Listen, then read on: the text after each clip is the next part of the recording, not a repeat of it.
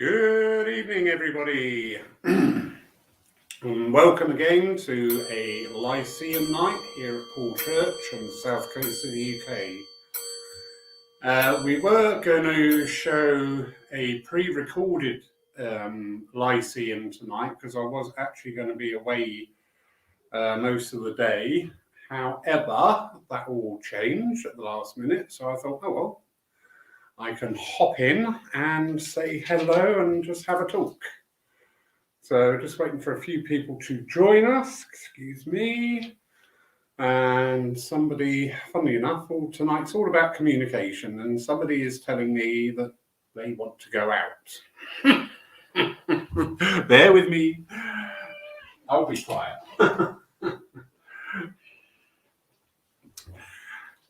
Right, that's the livestock attended to. Hello, Phil, how are you? So, yes, topic of tonight's conversation is about communication. Because it always strikes me as funny in the spiritualism movement. But we're all about our evidential communication. Hello, Gail, welcome. And that's a big fundamental, big basis of our movement. And yet I do find that within our movement, we tend to see areas for improvement with communication, and also how we communicate what spiritualism is to those people who are earnestly seeking knowledge, information, understanding. Hello, Gail. Hello, Phil. Marion. Hello, darling. Yeah, so it just interests me how sometimes for a philosophy and a religion that is based on one of the fundamentals of communication, sometimes there's areas that we probably could look at and maybe work on a bit, and including myself, constant review we do. What was it about? A memory came up on Facebook. Hello, Jax. And it was about a trip that I did to Inverness a little while back. And it just reminded me, it prompted me. When I was in Inverness, I had a little wander around. Beautiful, beautiful city. Hello, Eva. Absolutely stunning place. And the energy as well is just... Every time I go up to Scotland on the train, when I start hitting the borders, I can feel my spirits start to soar. I'll look into it one day, why that happened. Anyway, back to the story. Having a walk around Inverness, and there's a cathedral there right on the banks of the Ness River. Beautiful, beautiful. And I walked up because I like to go into old churches wherever I am to have a little mooch around. Hello, lovely Lynn, loving the red hair. So yeah, I went to have a little walk in, and there was a lovely old gentleman by the door there, and very friendly, very, oh, hello, nice to see you. And that Scottish accent just, it's beautiful. You just want people to talk to you because of the accent. Welcome me in. He said, well, we've got a service on in about 25 minutes, and if you like to sit in with it, you're more than welcome. And I thought, oh, okay, yeah, we can do that. And it's Scottish Episcopal Church, and the service was in one of the little side chapels, not in the main body of the church, but in the side chapel there. I think it's called the Ladies' Chapel or something. But anyway, went in there, sat down, the minister taking the service, was going around talking to people, chatting away, nice greeting or welcome, and then did the service. And one thing I noticed there, for a really proper, what I call old high church, number one, there was the camera on the rostrum, so their services are being streamed out for everybody and anybody in the locale. And the whole process was just wonderful. I was really privileged to be a part of it. And in fact, the address, I was listening to it quite intently, or the address, or I'm not sure of the terminology they use. I thought, you know what, if I'd heard that from one of our demonstrators delivered as the address, I would have really, really enjoyed it. It was beautiful. But the whole, what I'm getting at here was that communication that was going on. You know, from the word go, you're welcomed, you're invited in. The only place, and you get this with all orthodoxy,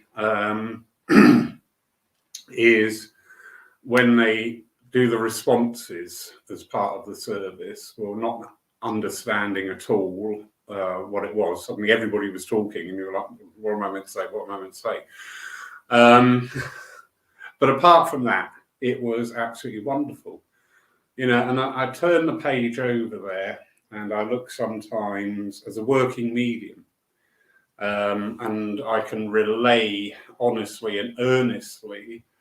You know, you go to some of our churches and centres and you get beautiful welcome, absolutely lovely.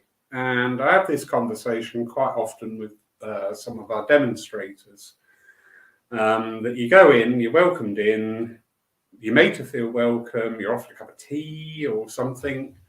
There was one centre about 50 miles away from here. Whenever I served their church, they'd always do me up a little picnic to take back on the train. I used to love that. I mean, it's just such a silly little thing. But it creates this atmosphere. It creates this welcome and inclusion, to coin a modern day terminology, that, you know, you are a valued guest, you are welcome. But then when we look at communication again between ourselves as spiritualists, and I will focus on spiritualists demonstrating evidential mediums. Yeah, I trained under my last circle leader, was a lovely lady, Margaret Clawton, and she was a very strong Yorkshire lass. Now, for those of you outside of the UK, different regions have different traits. And the further up north you go, they tend to be more direct speaking. And I appreciate that's great, you know, because they do a direct speech, but it's not put over in the attitude of, well, I'm saying this and it's right. They just say things as they are. And Margaret had, bless her, yes, all right. Margaret had a bit of a reputation for being a bit of a tyrant. She's just said that's not a nice word, but a bit hard. But you know what? One of the finest teachers. I'm absolutely privileged to have studied under her. Why am I here? Why am I talking about Margaret? Yes, and she used to relay stories about what we lovingly call the old school mediums.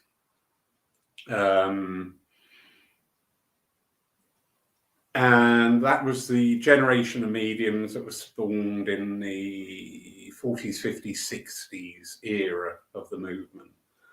And there was this great rapport amongst them, you know. And one thing which I found fascinating, absolutely fascinating, was quite often, I know the mediums of this area, we had probably about 7 or 8 little churches and sanctuaries in the area where people had built an extension onto their home. There was one, it was, I don't know if you know, the old-fashioned lean-to that ran the length of the building. So you could only seat about 8 or 10 people in there.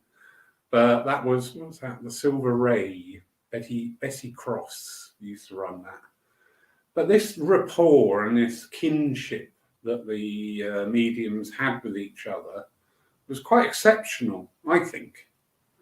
Because there would be not an element of competition, but there was this element of, you know, if one person's circle was demonstrating, the other circle leaders would go along to see how they're doing, swap ideas, get information. And that was all created by talking with each other. They would go out for nights out together. they would sit in circle together, which I think is awesome, absolutely awesome, because they had this great rapport with each other.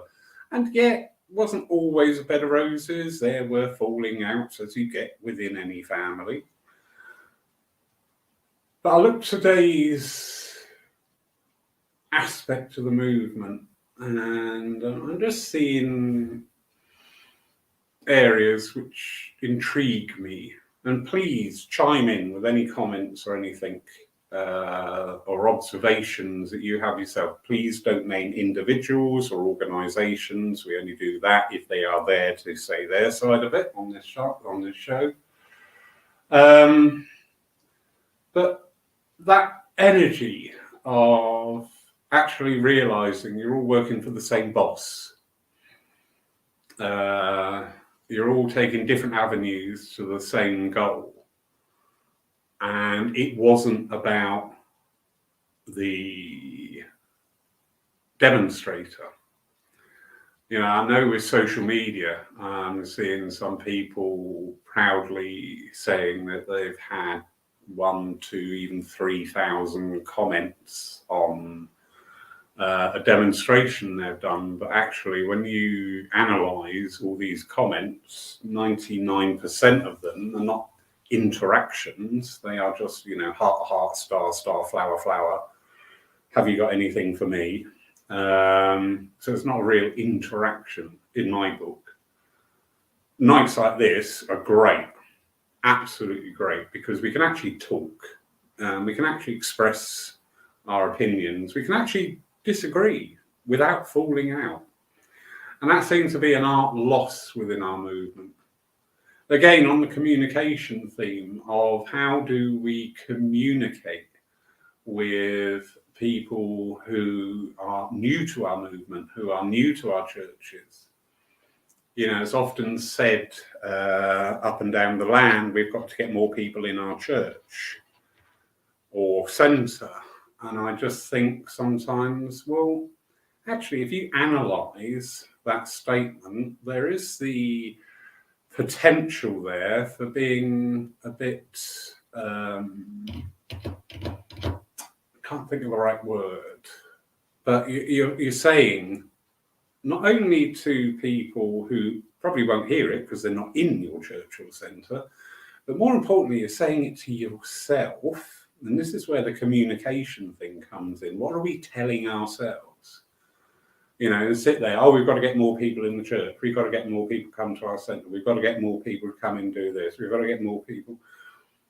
Actually, if you analyse that and think about it, why don't we start bringing in the energy of actually saying, well, instead of us sitting here waiting for people to come to us, why don't we look at ways of engaging with people outside of the doors of the church? You know, recently we had a stall at the Holistic Health Festival over in Paul Arts Centre. Now, those of you who know me know that MBS fairs and all that are not my thing. They just don't appeal to me. And there's nothing wrong with them. They're just not in my energy. They're just not there. And somebody said, well, why did you do that one? And I thought, well, actually, that's a really good question. Why did I do that one? Because it was to go out and just engage with people. You know, I'd say if we were selling a product, if we went over there with 100 bracelets and came back with 20, we could go, oh, great, well, we sold 80. It's slightly more difficult to gauge because you're not selling an object, you're not selling a material thing, you're selling a concept, an idea. So it's difficult to gauge the reaction. Actually, on the last Sunday, we had 3 people first time in the church because we had met them at that holistic fair and they wanted to know more, which was really, you know, that was really encouraging.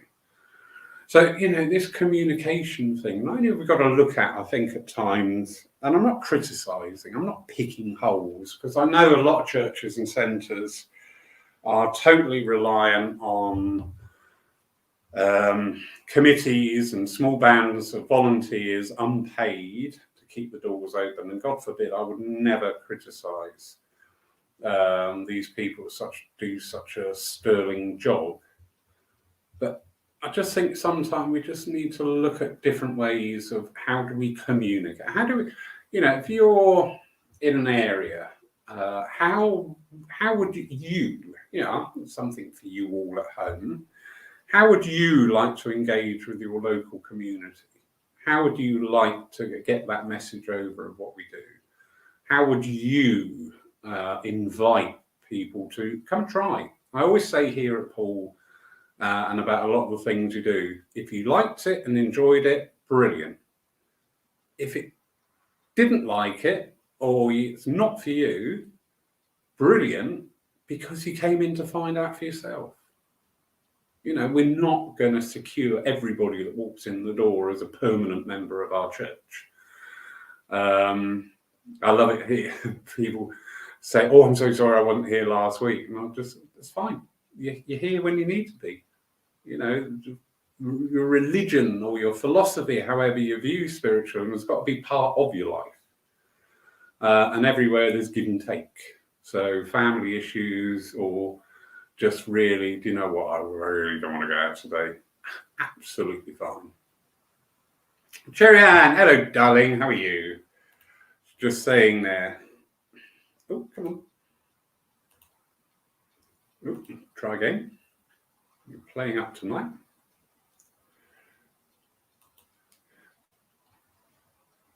Ah, 100% agree. Go out to people.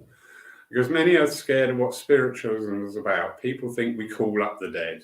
It's up to us to enlighten people. Good comment. Good comment, Jerry Ann. It is a very good comment, that. And, it's ways and means of how we can do that. Lovely Jack from Denmark, bless him. Actually, there's real bromance goes on from me. I don't know what he thinks. He probably thinks I'm an idiot, but that's fine.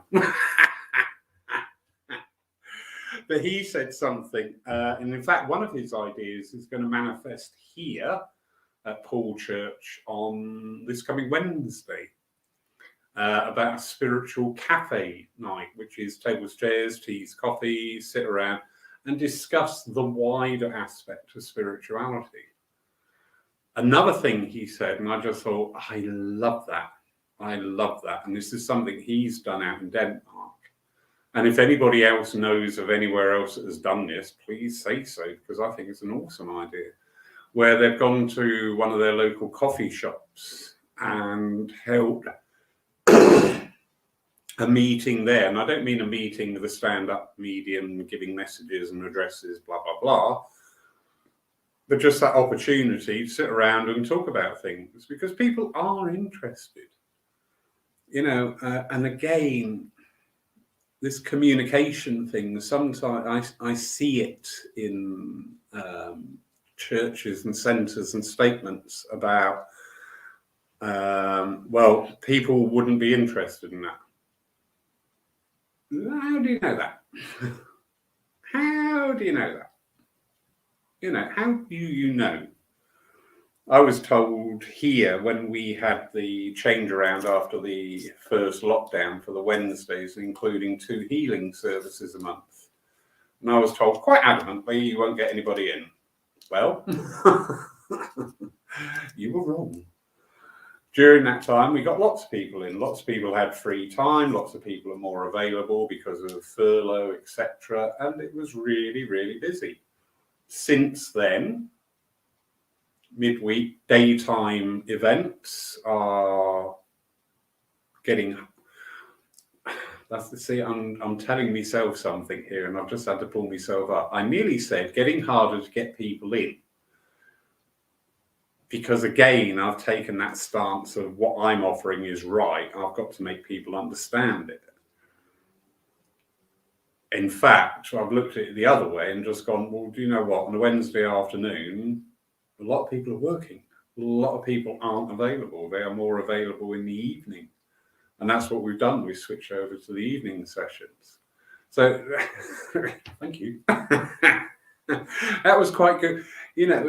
Again, on this level of communication, it's just being mindful of our thoughts and what are we saying? Not the wordage, but what are we saying? Yeah, that was very good. Thank you. I couldn't have planned that any better. But yeah, so we've got this wonderful knowledge, this wonderful kit. And of course, we want everybody to be in the spiritualist churches or the centres. Matters not. But it's not going to be for everybody. And people are going to come in with all levels of development. People are going to come in with all levels of expectations or aspirations. I want to be a medium, an evidential medium. And if that doesn't happen within 4 to 6 weeks, well, it's down to the teaching, not to my abilities. Really? Okay. But yeah, it's a fascinating field. And as I say, we are all about communication. So, I mean, now we're coming into the electronic age. And okay, I'm seeing some things out there that I just think, not sure about that. That's fine. But I'm also seeing things, thank you, yes, coffee shop. Also seeing things out there which are amazing. And as I say, nights like this where we talk and discuss. And we're allowed to have different opinions, and we can debate and go away and just think, oh, that was interesting, or yeah, no, it's not for me. Brilliant, because you're actually engaging with people. And then when we, thank you, Marion, constructive feedback is always useful, even if they didn't like it. Exactly. One of the things I just love in our movement is this thought and action that Spirit are more progressive than us. They're not up to date. They're beyond our date in ways with things, and yet time and time again we go out and we serve churches and centres as working evidential mediums. And it can be quite orthodox in its structure, and it can be quite, I will say it, soulless. Yeah, it can be quite soulless sometimes, because it's this constant regurgitation, week in, week out. This is how we do it. This is how we've always done it. This is how it works. And we are very much in the age where people are educated, people are inquiring, people have got a wider understanding of things. Another lady I trained under, she was something else. Be in circle working, she suddenly come in the door with a Hoover going. She's saying, you get all sorts of disruptions in church, carry on working. But one of the things she said, it always stuck with me. She said, and this is not being demeaning to anybody. She said, the days of the little old lady sat at the back of the church with a shopping trolley are gone. You're getting people coming in with college degrees, university degrees, much wider eclectic understanding of things. And we've got to promote and show our movement as being part of today, speaking to the people of today, not people of 30, 40, 50 years ago. I always think a good address is one that can support people when they walk out of the doors of Basic for Paul, walk out of the doors of Paul Church, and just be able to find a bit of strength to exist in that world that's outside of those doors today. And again, it's all about that communication. How do we communicate these things?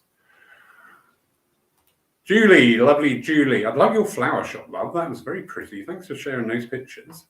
I think the Spiritual Cafe is a wonderful idea. I think it is as well. I think it's a great way to engage, and especially when we've got towns and cities with big university presences. Sadly, I approached the local big one down here to be told that we don't promote any religious beliefs or philosophies within the university grounds, and that's across the board. It doesn't matter if you're a spiritualist, Buddhist, C of E, high church, low church, doesn't matter. You just don't get a look in, which is, I think, a bit sad, because I believe that all these further education places are to educate people and give them the opportunity. It's not making it mandatory, just the opportunity, but never mind. But anyway, getting back to the the thought. Yeah, the spiritual cafe, really relaxed environment. Yeah, come in, sit down, have a coffee and a chat. If you like it, great. If you don't like it, great. Absolutely. What is wrong with that? What is wrong with that? So, yes. Hang on, for some reason my mouse is playing up, and I think that's probably because a certain cat keeps laying on the keyboard. So, Sue, lovely Sue, we need to do often means you rather than themselves. Yeah, very true. The phraseology. I love it here at Paul, and people will know me just when they hear this phrase being said, they go, oh God. Do you know what you need to do? Yes, surround myself with people who actually, roll up their sleeves and get stuck in rather than managers. I shouldn't be running a church, I'm horrible. But anyway, the local holistic festival is a good opportunity to go out and meet people, to offer healing and chat about PCSC events, offering opportunities, listen, understand, learn, meet a community of similar interested people in the real world too. Thank you, Sue. Yeah. We need to open our doors and venture out, in my opinion. There are the opportunities there to go out. What's her name? Elaine Fenton, who runs the Holistic Weekend, absolutely lovely lady. And she's over the moon that we were there as a presence, as a church, not there selling something. We were there saying, hi, we're here, we're part of the community, this is what we do, we'd love to see you. So thank you, Elaine, because the support for that. We have got, good evening, Mr. Cox. Ron will be our guest next week, talking about spiritualism in the USA. I thought you would be busy with your meet gathering today, but hello, Ron, lovely to see you, dear. And, please be work. What would you work? This is very, very annoying. Stop it. Bear with me. Oh, don't do this. Right, I've got rid of that. Sorry, mouse problems. Lovely Sherry Ann. 40 plus years ago, I saw an ad in a local paper. If anyone would be interested in the clairvoyant group Home Circle. I didn't know anything about spiritualism or Home Circle. It caught my attention because I saw a friend who had passed away earlier as solid as you, but didn't understand it. So I went along to the medium, showed me the nearest spiritualist church to me, which happened to be in Melksham in Wiltshire, and found out lovely Reverend Ashley Oliver attended. Yeah, you see, this is quite common. This is how people quite often come into our movement, because of an experience, because of a happening, and then seeing an advertisement. But again, how do we advertise ourselves? If you come down to Paul Church, and I'm not blowing my own trumpet, you know me, I just do it. You come down to Paul Church and there's blackboards, one out the front, one out the side, saying we have a divine service every Sunday morning, the guest demonstrator's name on there, and underneath it says divine service consists of philosophy, healing, evidential mediumship, and lasts about an hour. Because when you see a sign up to saying we're doing a divine service, if you have no knowledge, no understanding, you're just going to think, yeah, that doesn't sound like fun. I don't think that's for me.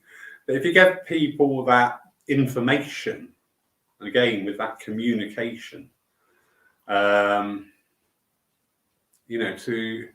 it's been quite nice here because I've had a couple of times talking to new people and saying, how did you hear of us? Because that's always a really good question. If you're involved in the running of a church or a centre, just to say that, when you're talking to them, say, oh, how did you hear about us? Because it just bolsters thoughts.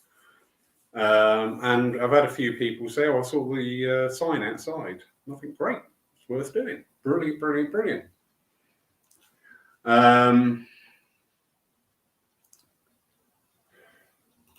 So, Jerry Ann, Lawrence, how would coffee shop work? Agreement with the owner of the shop, or am I missing the point? No, you're not missing the point. You would approach a local coffee shop, introduce yourself, all the niceties, and just say, I would like to do a little meeting here, because normally you find coffee shops normally have got areas, haven't they? They've got areas. And just say, if we could have that area, I don't know how many people are going to turn up. Don't do it in a peak time, or right in the middle of the lunch hour or something like that. But do it at a time suitable with the business, because the business will get the kickback from people coming in buying a tea and coffee. And then the support for whoever's taking that is to be able to sit and just talk. What great way to chat over a cup of coffee. I think that's a brilliant way to do it. And just chat with people, because we need to more reach out and inspire people, inspire them to find out more. We can't drag them kicking and screaming into the job. I've tried that, and the judge said I'm not allowed to do anymore, so I won't do that again. I'm joking. But we can't drag people in. We can't really afford to sit on our laurels either. And wait for these people to come into our church.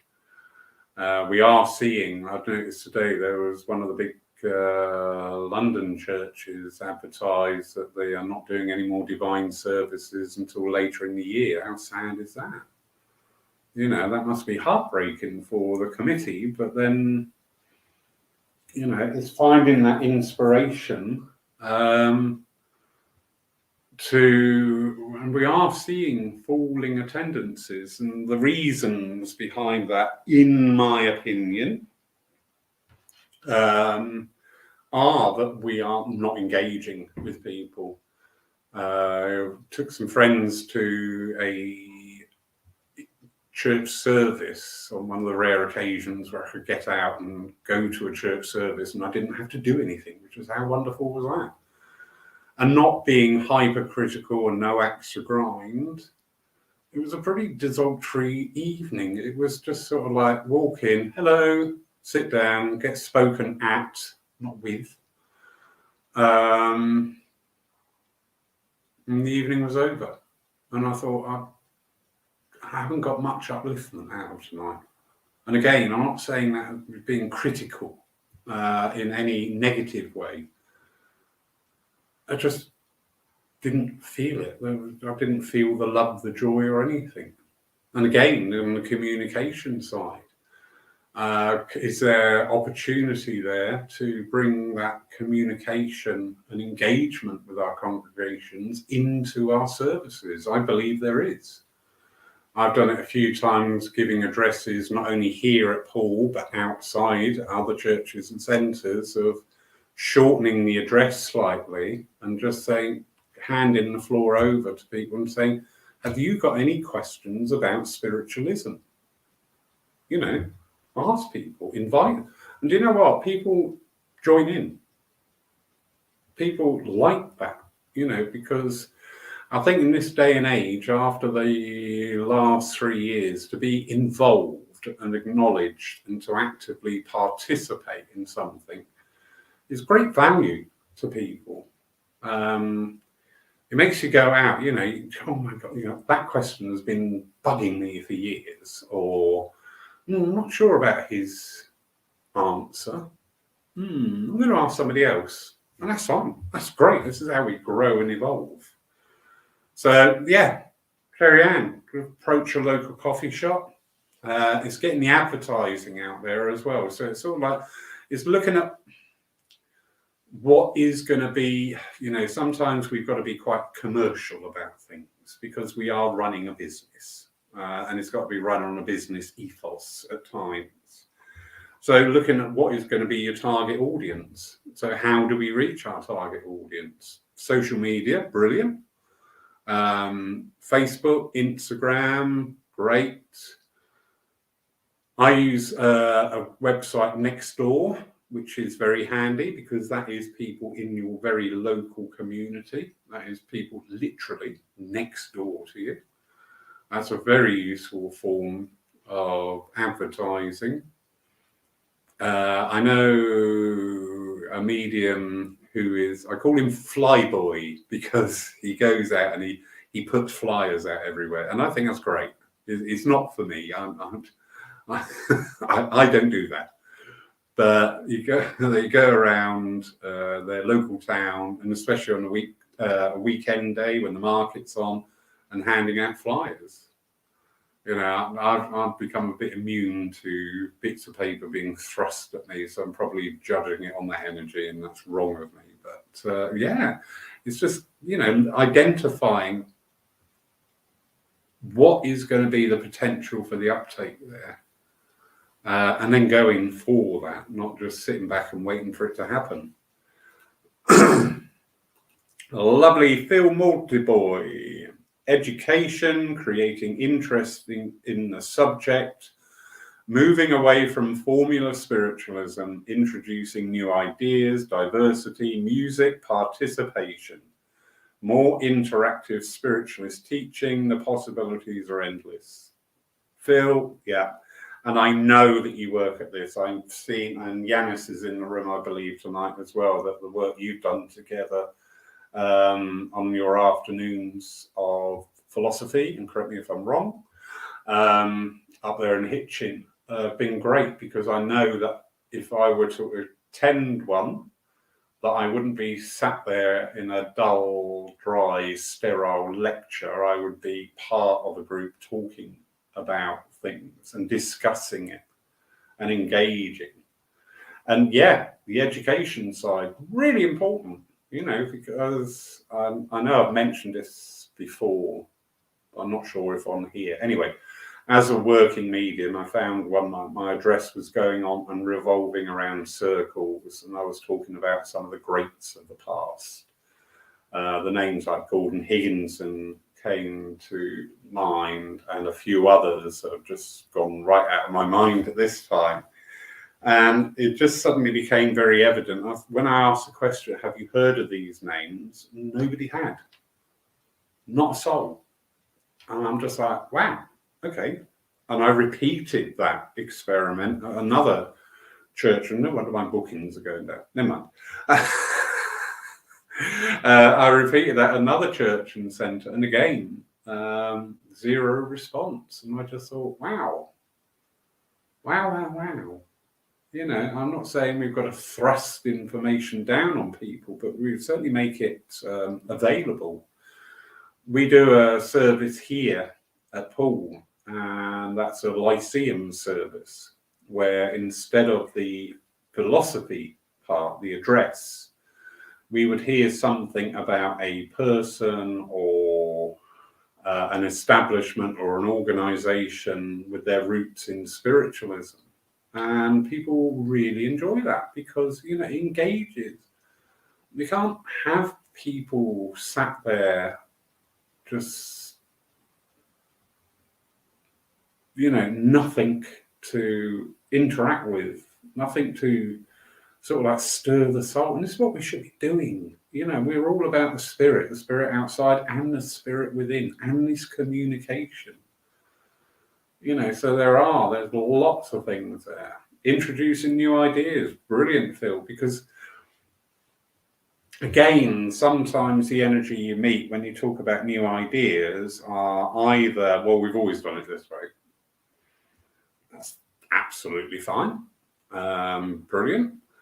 Or, oh no, they won't like it. Now, that is the statement sometimes I need to remember my place and smile sweetly. Because always my answer to that, if asked for my opinion, is, well, have you asked them? And why don't you try things? You know what? I'm a great one. I love trying things, Paul. I'm sure some of the congregation go, oh, God, what's he doing now? But trying things, because we seem to get a little bit nervous or scared even about trying new things. And do you know what? If you try something and it doesn't work, that's fine. Absolutely fine. In my book, either go back to the place where it stopped working or go, well, okay, we tried that. The response isn't there. Brilliant. We'll try something else. We're going through a phase here, the new Wednesdays, switching it from the afternoon to the evenings. I've said that we will do that for 3 months and just gauge a response to it. So we have the introduction of the awareness nights, talking about spiritualism. We have a demonstration of evidential mediumship night. We have an open circle night. We also have the spiritual cafe. The first one will be this Thursday night.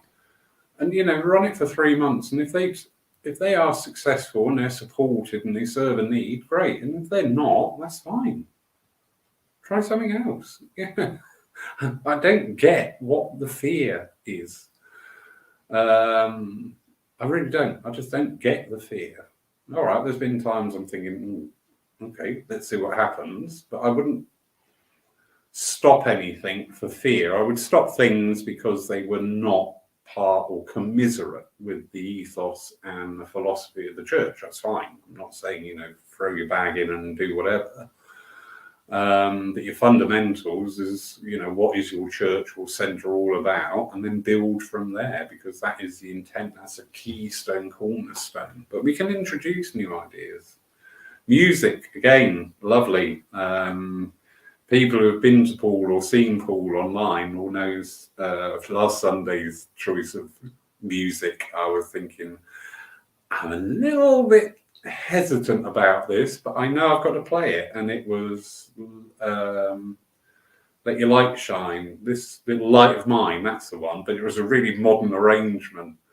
And it couldn't have been better to go with the address, which is unknown to me at the time. And people quite liked it, yeah. So, yeah, try music. Try different types of music.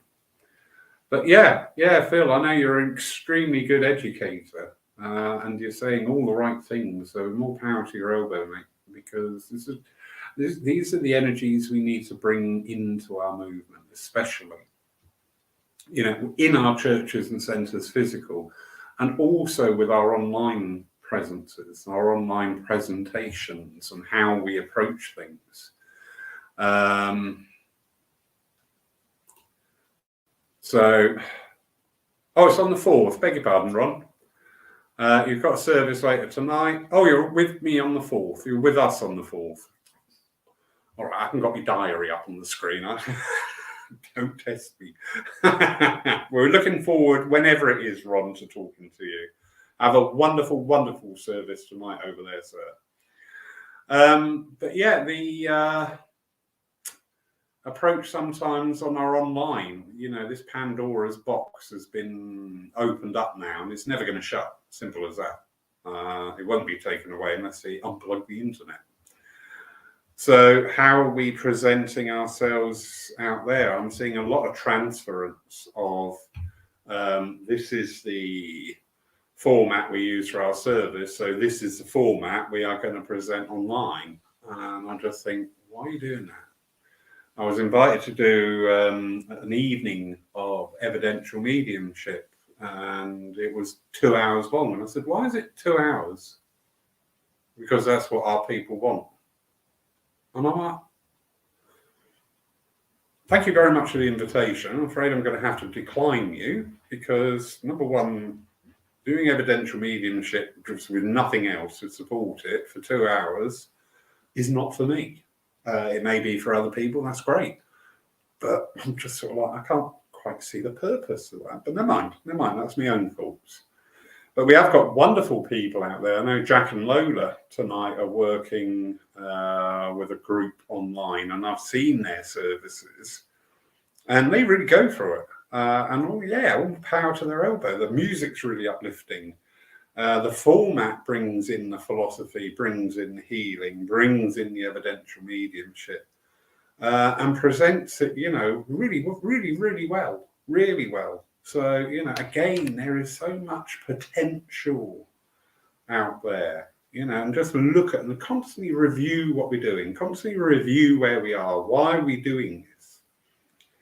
I used to have a chat when I was in charge of the materials department on a big railway depot. Trains have big boxes of sand on them for slippery railheads. I'm not going to go into the details, that's all you need to know. So this sand used to come in on pallets, and we're talking about 15, 20 pallets of 25 kilo bags of sand. Massive. When they used to come in, big delivery. One of my team, bless him, every time this delivery came in, he used to take it to a certain spot on the maintenance depot. And I'll go out and say, why have you put it there? Because that's where it always goes. But they've changed the procedures. Doing the sand now is done when the trains come into the depot as part of the detanking and watering procedure. They now also fill the sand, which is like a quarter of a mile down the road. It's just to highlight, sometimes we just get ourselves, well, that's what we're doing. I'm not going to think about it. I'm not going to get that challenged. Because that's what we do. And I see that energy sometimes in our churches and centres and our online things already. From the newness of it all, already people are becoming quite entrenched in, well, that's what we do. And it's sort of like, well, the online thing should be daily, looking at what you do and why you do it. Keith! Oh, don't start me off, Keith. I haven't looked at this comment before I put it up there. Spiritualism and entertainment have become closely linked. This is why fairs and events are so popular. Churches are increasingly holding them to get people through the door. They're also good fundraisers, especially if benevolent mediums offer their services for free. When I was at uni, I conducted tarot demos in the student union. There was a paranormal society which had links to departments like psychology. The fascination was huge. Yeah, lots in that. Break that down a bit, working from the bottom up. Brilliant about the uni experience. Absolutely. And you know what? You've just sown a seed there in my thinking of maybe approaching the unis under a different light to see if they have a paranormal society. So yeah, thank you for that. I get it with the fundraisers. I do get it. As I said, I'm not decrying them. It's just not for me. We have lots of things in our movement. Some things really resonate with me and some things don't. I'm not saying they're wrong by any means. They just don't appeal to me. Simple as that. But yeah, I do get it with fundraisers. And then going up to the top there, spiritualism and entertainment have become closely linked. Right. Pull up your chairs, boys and girls. This is going to be a long talk. Why is that? Why is that? I am seeing more and more advertising pre and post events of, oh, they're always so funny, they make you laugh, talking about the demonstrators. And I think, okay, that's a sideline. I've got a fairly good sense of humour. Not everybody's taste, I get that. I don't offend. If people take offence, that's down to you. And when I'm working with the spirit, that humour comes through because we all work in a mental mediumship. So that means it's through the mind. And if the mind is littered with humour energies, of course, the connection, the communication will pick up the traits of the medium. So I get that. I am not saying it's got to be deadpan. I'm not saying it's got to be soulless. Humour, you know what? When I sit with spirit on my own, I'm sitting there giggling away. If anybody tape recorded me up here, I'll be carted off by men in white jackets. Seriously would. So I get the humour, but I am seeing this emphasis on being entertaining, which I feel a little bit sad about. You know, we've got some wonderful speakers here who just really deliver the goods. They really do. We've got a wonderful local medium who's really been working on their mediumship a lot. And their last service here, I said to them, it's so good to see what you're doing. You stopped writing everything out. You're trusting more with spirit. You're delivering that. You've got great information to share. And I said, but sadly, you're not going to be popular. And they looked at me and went, why? And I said, because unfortunately, a lot of people are looking for people who are going to get up there and be entertaining. And this person's delivery is not deadpan or boring, but it's just straightforward, concise, lots of information, lots of evidence. Nice way of talking. And actually said, thank you for saying that, because I was wondering why I wasn't getting rebooked at some places. And I thought, yeah, I'm seeing this. I am seeing this. There is no reason why a service cannot be entertaining as a side effect of the purpose of the service. But if you're just going to get up there and just going to pan out the jokes to make people laugh, well, then maybe your local comedy club may be a better venue. I make no apologies for that. So thank you, Keith. Oh, I love this when this happens. Sherry Ann, wonderful. I'm out to lunch tomorrow. You give me inspiration and courage to ask the bar, coffee, restaurant. And do you know what, love? Well done. Absolutely well done. Just ask. If the answer's no, that's fine. That's fine, you know, because we forget things are energy exchanges. We give something in energy. What the other person does with it actually is none of our business. But I'm going to send out thoughts that, you know what? Do you know what? Now, I don't do this on a live, but do you know what? I think you're going to be very happy with the response from that establishment, because there is an interest there already. Let us know. Or let us know. And Sherry Ann, brilliant. I think I have quite a bit of knowledge to share and help those coming up the ladder. You do, my darling. I see you engage on our site, you engage on other site.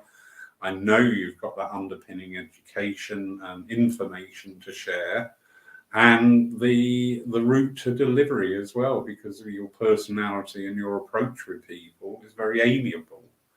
You know, so do you know what? You have the potential there to be quietly successful, is a nice phraseology. Nice phraseology. Phil Shaw just saying, yeah, Nextdoor, very useful app. And it is a very useful app. A lot of people have responded to that. People who come to PCSC are always assured of a friendly welcome in a relaxed, inclusive environment with the chance to have a natter before the divine service, etc. Yeah, and that is a big part of it, is welcoming people in. I'm making much more of an effort now to leg it off of the platform afterwards, say goodbye to people, especially where we've had, and we are getting a lot of new people coming in, investigating and talking with these people. Did you enjoy that? Was that all right for you? Did that work for you? You know, and yes or no, absolutely fine. But have that opportunity, not just go. Leave my church. Brilliant. Julie Caswell, I must admit I use the flower shop I work in as the sort of pulpit. Well, do you know what? Spirit give us these opportunities for these communications. You know, the number of times that I've been talking with people and Spirit have made their presence known, not for a message, but they're there. And that's my sign to go, have you ever looked into, have you ever seen a medium or anything? Oh yeah, I have, you know, and you just think, yeah, thank you. Okay. So it is taking these opportunities. A sort of pulpit. Oh great, I'll just see Julie up there now on the counter. And today's flowers are good on you, Julie. Good on you, love. Oh, Trudane. Even those further afield, Sue, PCSC have welcomed me with open arms. To be honest, thank God for Zoom. I have nothing here in France. So that's very nice of you to say, Sharon. And yeah, we have this marvelous new to most of us, way of communicating our beliefs, our philosophies, our understandings, not only communicating, but demonstrating them as well when it's suited. So, yeah, I think the future is quite bright because also with this way of coming online, it's opened our, what's the word I'm looking for? It's opened our minds to the potential for things. You know, I gave a talk a little while back in the church about circles and things, and saying that spiritualism, when it first burst onto the scene in the UK, it was on the tail end of the Industrial Revolution. Well, at that time, people's minds were sort of like unshackled. They weren't in a furrow, because in their lifetime, they had seen great strides. They'd seen massive factories open, a railway going here, there, and everywhere, electric lighting or gas lighting coming in where it wasn't before, running water, so, you know, all sorts of things because of the industrial age. So to me, it makes sense with spiritualism really took a hold there because people weren't conditioned that this is the world, this is how you live, and this is how it works. Suddenly their world was opened up. And with that mentality, this new kid on the block of spiritualism really took a foothold because people were going, wow, yeah, I can get on board with this. Today's world, we have a similar energy going on with the electronic spiritualism. I'm going to keep it spiritualism because that's what tonight's about. It affects various other factors. But suddenly, yeah, wow, you know, wow, look at Paul. And again, no statistical, look at the speakers we've had here because of this communication that we have engaged with. We got Jack Lola from Denmark, Frederick, lovely Frederick from Sweden, Tim Abbott. Apologies. Oh, Yanis, who's in the room tonight. Yeah, because we could suddenly see people and engage more with them. And it's just sort of like, wow, it's really opened up the floodgates here because our mind isn't in that precept of, well, this is what we always do and this is how we do it. Hello. It's all right. It's not a manifestation, it's a pussification. Thank you. So, yeah. It's we've got this huge potential available to us. And it's not just of the moment. We've got really short memories, haven't we? This is not just of the now. This is the future coming up. So there's huge potentials. Jackie Elliott. What are we saying here? Phil and I started up a group 12 years ago, as we didn't know any psychic people and we were very interested in finding out more. Didn't know where churches or events were, so we called the group Psychic Powers. It's been so successful. We all meet up around the country and spread the word about events. We keep a strict code on Facebook and don't let disruptive people in. We visit each other in each other's churches. Wonderful, Jackie, wonderful. And yeah, why not have a code of conduct with your group or your page? You know, sometimes we see disruption going on in our church and centres physical because people don't want to tackle the issue, which is sad because, yeah, we've got to have that mutual respect. And if people are behaving disrespectfully towards each other, that's fine. Off you go. It's not being nasty. It's not being elitist. This is how we do it. This is what we're working to. And you come in under those rules. And if you don't like those rules, great. Absolutely great. But well done to you, Jackie. Well done to you. Where are we? Ooh, Sue Townsend. Quantum physics and understanding mediumship. Don't say the R word. Reincarnation, physical mediumship. May be of interest to some discussion groups at universities. Most definitely. Most definitely. What's his name? Dr. Cal Cooper that I'm quietly stalking. If you're watching, Cal, don't panic. I'm not going to wake up in your bin or something. But I think he's absolutely fascinating. He's a head of psychology or parapsychology at a university. And I would love to have him down here to give a talk.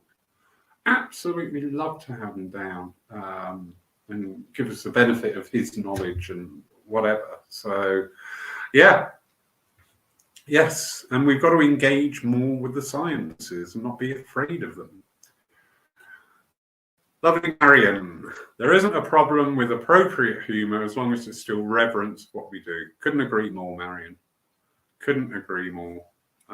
If the humour is part of the communication, great. If the communication is to support your humour, then maybe we want to have a little look at that. Neil Payne, good evening, Lawrence. Looking forward to seeing you next week. Sadly, not Neil. I've had to withdraw from next week's events through personal issues. So, sorry, we were denied meeting up, but it will happen one day. And, oh, hello, Charlie. Hi, Lawrence, it's Charlie. Recently been attending healing and online Sunday services and really appreciate your kindness and energy. Thanks so much as finding home life hard and peace at church. Brilliant. Thank you, Charlie. And it's a pleasure to see you, my darling. Absolute pleasure. And again, Charlie couldn't have put that in better, and I promise you I haven't set that up or paid her any money. But that just goes to support with what you can achieve with your church and centres. You know, if you approach and engage with people and be supportive, and sometimes have to know when to step back a bit, or redirect or signpost to someone or another organisation that have the knowledge base and experience. But that, you know, that's all part and parcel. The church or a centre is a living organism, but the fundamental is that communication. It is about listening to people, and I don't mean sometimes what they're saying, because quite often people will say a string of words to me, but I'm going, actually, yeah, I'm getting more of a drift here of what's going on. It's the hidden subtext sometimes that reveals so much more and puts you in that position to be able to be a friend to them. So thank you, Charlie. That's lovely, darling. Thank you, thank you, thank you. Lovely Jen. Jen, I'm loving your post. And Ian's sense of humour, I'm sorry, is over 18s only. Linking with the sciences is fine as long as they don't treat spiritualism as a joke and treats it with respect. Couldn't agree more, but we've had some fascinating insights with the sciences. Jamie Aylward There's a gentleman from Exeter did one of our Lyceum nights, probably about a year ago now, and talking about near-death experiences. And he was putting slideshows up, which is, I've got to get on board with that. When you work with the spiritists, they're full of slideshows. I'm going to have to start doing slideshows. But anyway, he put a very interesting slideshow up, and it was, he'd done a search in the Lancet, the medical journal, and the search term was spirituality. And he did it for a year, going back over 10 years. So he had 10 different results. So just say it was like 2000, 2001, 2002, you get the drift. And he did the graph of the number of returns of searches containing the word spirituality. And it was really interesting to see, because it started off like there at the beginning, and then the graph just went like that. Now, how interesting is that? I found that fascinating. My own recent, not testing, but engagement with an ongoing study where I spent very uncomfortable couple of hours in an MRI scanner. There is I admire the people on that investigation, because they were totally neutral. There was no energy for or against. It just kept it a level playing field. And I thought, I get that. That's what you got to do. I do get that. That's really good. So yeah. But the sciences with spiritualism, you go back to, again, the earlier days. The Arthur Findlay College is for spiritualism and the psychic sciences. I do understand now I don't know if it's in operation at the moment, but I do understand that they did have a laboratory in the college for visiting scientists to work with. I do see also with some of the courses, not only with the union, but with other organisations where sciences are being talked about. So, yeah, I think there is, the science community are looking for this elusive fifth element of things, and they are looking towards spiritualism and spirituality as the basis for that. But we've got to, in turn, be able to communicate with them on a conversational level where we can actually hold our own in that conversation, and try and glean from them what they're looking for, what they're trying to understand, and give them a hypothesis that they can relate to and understand or go away and work with. So, yeah. And equally, like everything, double-edged sword, linking with science is fine as long as they don't treat spiritualism as a joke. I got involved in this ongoing study because the Dr. Emily, had put a post out a few years ago asking for people to take part in a study, and the amount of negative comments was phenomenal. It was hideous. It was all these people, you're already trying to disprove us, you won't give us a fair... I'm really going for it, but I went, no, that's not right. So I sent that post on to quite a few people, and Dr. Emily was ever so grateful and said, you really helped out there. So yeah, linking with the sciences is fine as long as each side respects the other. It's probably a nicer way of putting that. Anyway, I was thinking I'm not going to get an hour's talk, and now I can't shut myself up. I hope I've given you some thoughts, and thank you so much for everybody's interaction here. Wonderful, absolutely wonderful, because it is about communication. It is about, listening to ourselves sometimes, actually thinking, what am I saying? What am I saying when I put a statement out like that? What am I portraying? How have I answered that person? Have I really listened to what they're saying? So yeah, and communication. So communication isn't, limited to the evidential mediumship or the philosophical mediumship. The communication starts with us. This is where we just review. I'm not saying pick holes, that's a negative thing. Just review what we're saying, what we understand, what we glean, what we're saying, not only to other people, but more importantly, to ourselves. How many times do I hear that, oh, I can't do that? Well, you've just told yourself you can't, so surprise, you can't. That's not for me at this time. That's a much better way of handling something. Well, I'm struggling with that, but I'm working on it. It's totally different energy. But if I sit there saying, I can't do that, I can't meditate, well, guess what?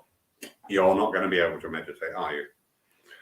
So, yeah, what are we saying? What are we saying when we communicate with ourselves? Just be mindful of that. Just don't be afraid to go, oh, okay. Anyway, thank you, everybody. Lovely, lovely, lovely. Thank you, not my cat, for behaving yourself. What have we got coming up?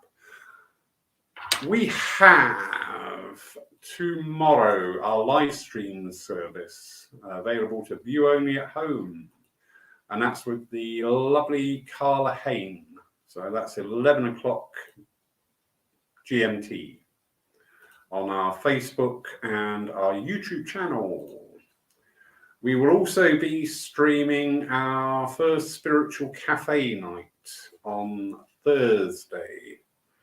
On Wednesday. Sorry, I'm also logging into the diary here, so forgive me if I look a little bit confused and befuddled. That'll be streamed live at 7 o'clock on Wednesday. We've got a lovely local medium, Roy McKay, and we'll just be talking about spirituality in general, trying to get an idea of what, because we use, again, communication. We use all these phrases, don't we, about spirituality and spiritual, but we don't actually sort of like sometimes grasp really what is that about. What are we talking about? So yeah, that'll be fun and also interactive. So if you're watching at home and want to post questions, it will be monitored from the platform. And yeah, bring your questions for the lovely Roy. Next Saturday, I was mistaken. It is not Ron. Ron is on the 4th of March. So next Saturday was going to be a live from somewhere, but again, plans have changed. So we will have somebody wonderful. But anyway, 4th of March, we've got Ron Cox from Florida. 18th of March, we've got Elizabeth Titterton from Scotland talking with us. So we're going to have lots of different people coming in for our Lyceum nights. Anyway, enough waffling. Stop waffling, Laurie. Thank you all for joining. Thank you for watching. Thank you for being here tonight. And thank you too to those people who will watch this later on catch up or whatever. I hope it's just made you think. Maybe have a little ponder on things, because that's good to talk. Good night, everybody. Take care. Lots of love.